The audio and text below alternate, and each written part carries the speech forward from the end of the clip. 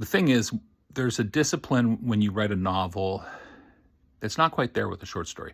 Short stories are immediate. They're fun. They are exercises in brevity and concision, and of course, because they're short stories. But it's capturing like a snapshot versus a novel, which is really like a photo album. There are so many things in there, so many stories, so many subplots, so many nuances. And for me, that really suited my temperament, my writerly temperament.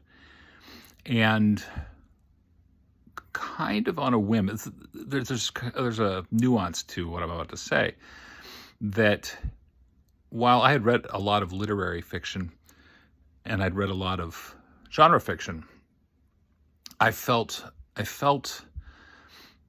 kinship, I guess, with genre fiction more than literary. Because for me, literary, and some people love literary, and that's fine. And literary fiction for me, it's dealing with the real world. It's dealing with everyday life, and I feel like the human experience in many respects is pretty similar.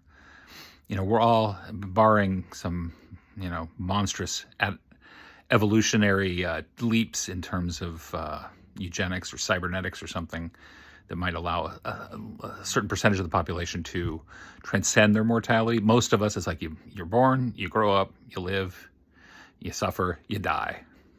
That's what it breaks down to. And I looked at genre as having more of an opportunity to explore different ideas from other angles.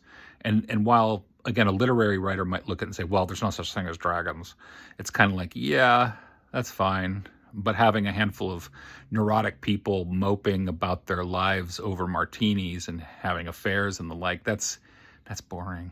Give me a dragon. Give me something unusual, unfamiliar. And in my youth, my adolescence, I made the fateful plunge into punk. But punk absolutely was there for me as an angry young man. My 17-year-old self, I remember just taking that leap and going, oh my gosh, this is awesome. And I went absolutely down into that place. And I will fully admit that the DIY aesthetic of punk absolutely resonated with me. The anger, the independence, the contrarian way of being, the upsetting of the apple carts, revolution, anarchy, all that stuff, that formed absolutely a keystone of my psyche. I mean, I still have that, even now that I'm older, I still feel that drive. And so the DIY aesthetic of punk absolutely informed my approach to novel writing.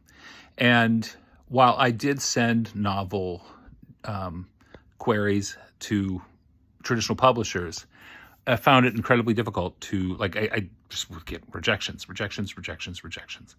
again.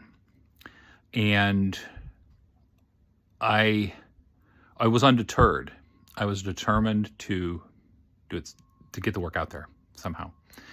And so I absolutely looked into self-publishing and went that way with Nose Touch Press. And it's indie press. It's an indie press. That's how it is. And I didn't view it with the animus that a lot of people do, because I remember bands like Minor Threat, bands like Black Flag. Black Flag had SST. Minor Threat had Discord. There were indie musicians who were doing that same thing. They were creating their own music for themselves and doing that way, and sticking to their guns and not having to make those compromises along the way. And I definitely did that with regard to my novel writing. I started, and the first one was a novel called Samantha, which was my take on the werewolf lycanthropy genre. And it was my approach because I always felt like werewolves kind of got short shrift relative to the very glamorous vampires. And so Samantha was my first self-published novel. And it became the Wolf Shadow trilogy, which was, and I'll speak to that more later.